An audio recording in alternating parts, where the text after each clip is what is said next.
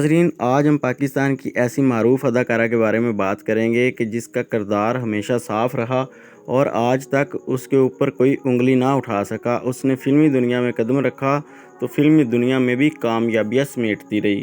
فلمی دنیا میں کامیابی سمیٹنے کے بعد اس نے شادی کری اور ازواجی زندگی میں بھی کامیابی سمیٹتی رہی، اور آج بھی اس کا نام ہے اور لوگ اسے عزت کی نظر سے دیکھتے ہیں۔ ناظرین گرامی، میں پاکستانی اداکارہ دردانہ کے بارے میں بات کر رہا ہوں۔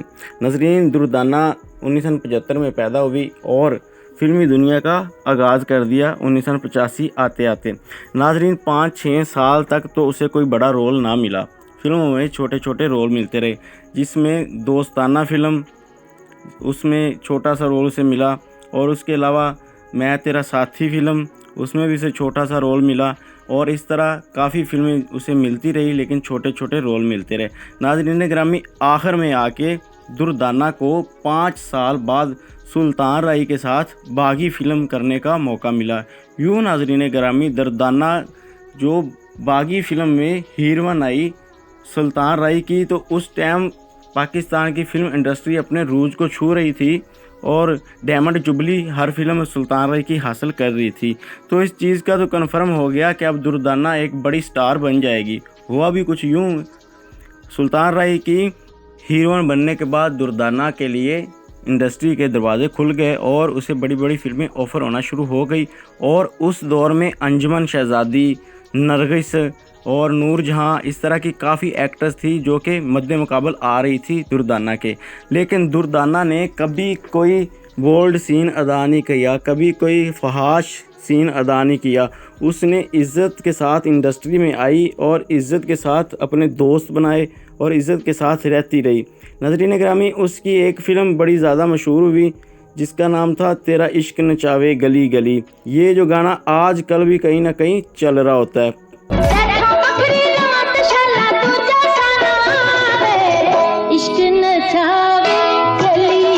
یوں ناظرین گرامی، 90 کی دہائی میں جہاں پہ بڑے بڑے نام انجمن شہزادی، نرگس اور نور جہاں اور بابرہ شریف، اس طرح کے بڑے بڑے نام چمک رہے تھے، وہاں پہ دردانہ نے بھی اپنا نام کمانا شروع کر دیا اور اپنا نام کما کے ان کے برابر آ گئی۔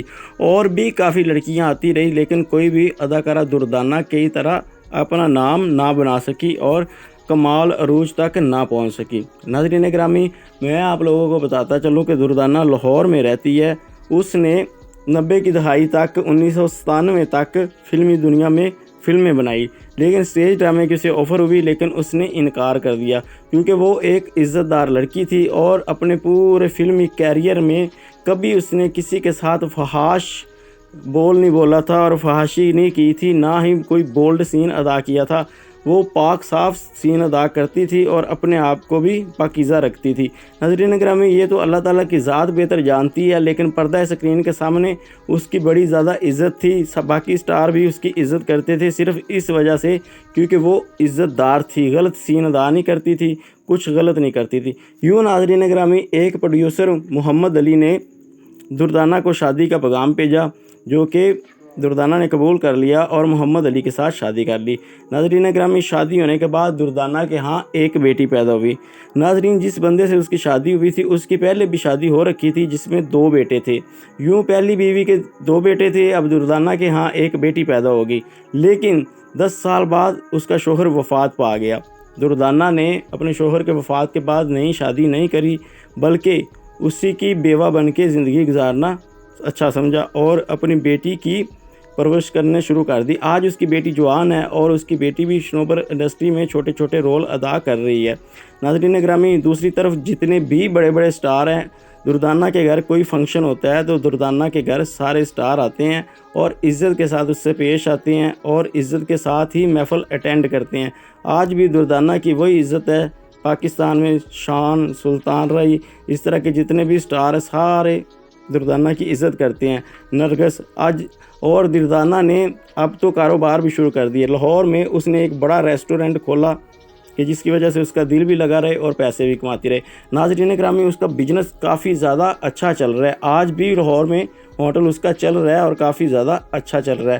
ناظرین گرامی، ہوٹل کھولنے کے بعد اس نے کپڑوں کی ایک شاپ کھولی جو کہ برانڈ کے کپڑے تھے، اور آج بھی وہ کپڑوں کا برانڈ چلا رہی ہے، یہ 2 بزنس وہ کر رہی ہے جو کہ نہایت اچھے ہی چل رہے ہیں۔